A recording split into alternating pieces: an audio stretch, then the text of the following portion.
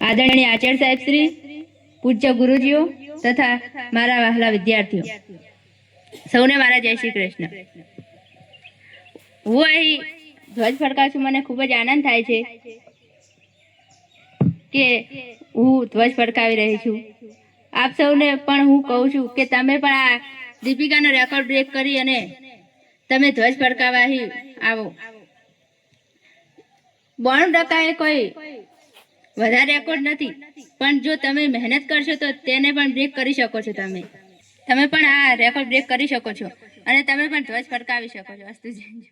तिरंगा आजाद रहे आबाद रहे तू, तारों को चूमे तिरंगा।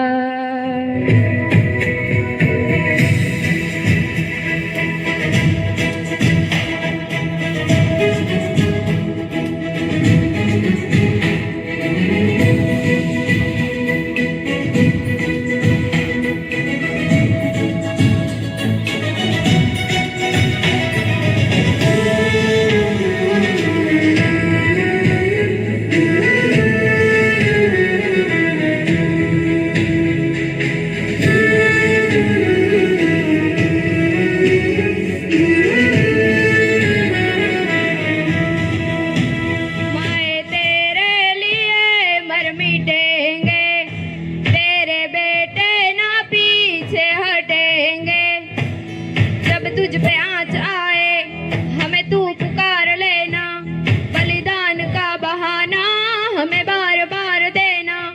ये जो जानवान है तेरे सामने क्या है, कोई शूरवीर ही प्राण दान देता है। माँ से है माटी, माँ से है माथा, माथे पे माटी सजा के चले, माए चलती रहे बेखौफ हवाए, लहरा के झूमे तिरंगा। आजाद रहे आबाद रहे तू, तारों को झूमे तिरंगा। मेरे लहू का है फायदा क्या, आए ना माँ छोए काम तेरे, माए चलती रहे बेखौफ हवाए, लहरा के झूमे तिरंगा। आजाद रहे आबाद रहे तू, तारों को झूमे तिरंगा।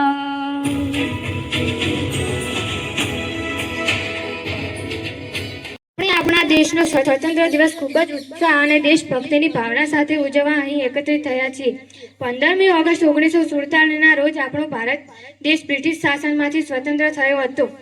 આઝાદી મેળવવા માટે આપણા દેશના અનેક સ્વાતંત્ર્ય સેનાનીઓએ પોતાના જીવનનું બલિદાન આપ્યું હતું। આઝાદી આપણને સરળતાથી મળી નથી, તેની પાછળ લાખો દેશવાસીઓનો સંઘર્ષ, ત્યાગ અને બલિદાન છુપાયેલું છે। તેથી આ સ્વતંત્ર દિવસ એકમાત્ર ઉજવણીનો દિવસ નથી, પરંતુ આપણા દેશના અનેક શહીદો અને સ્વાતંત્ર્ય સેનાનીઓને યાદ કરવાનો અને તેમના પોતાના ભારતનું નિર્માણ કરવાનો દિવસ છે। આજે આપણે સૌએ એક સંકલ્પ લેવો જોઈએ કે આપણે આપણા દેશને સ્વચ્છ, શિક્ષિત, વિકસિત અને મજબૂત બનાવવા માટે પોતાનું યોગદાન આપીશું।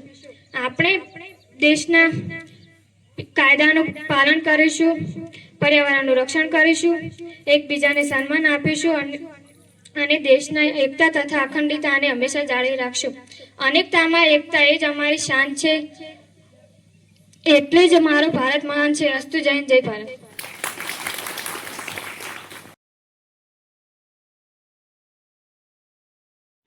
આપણો ભારત દેશ અંગ્રેજોની ગુલામીમાંથી મુક્ત થયો હતો। આપણા વીર સ્વાતંત્ર્ય સેનાનીઓના ત્યાગ અને બલિદાનને કારણે આજે આપણે સ્વતંત્ર ભારતમાં ગૌરવથી જીવન જીવી રહ્યા છીએ। આઝાદી મેળવવા માટે મહાત્મા ગાંધી, સરદાર વલ્લભભાઈ પટેલ, શહીદ ભગતસિંહ, નેતાજી સુભાષચંદ્ર બોઝ અને અસંખ્ય સ્વતંત્ર સેનાનીઓએ પોતાના જીવનનું બલિદાન આપ્યું હતું। તેમના યોગદાનને આપણે ક્યારે પણ ભૂલી શકીએ નહીં।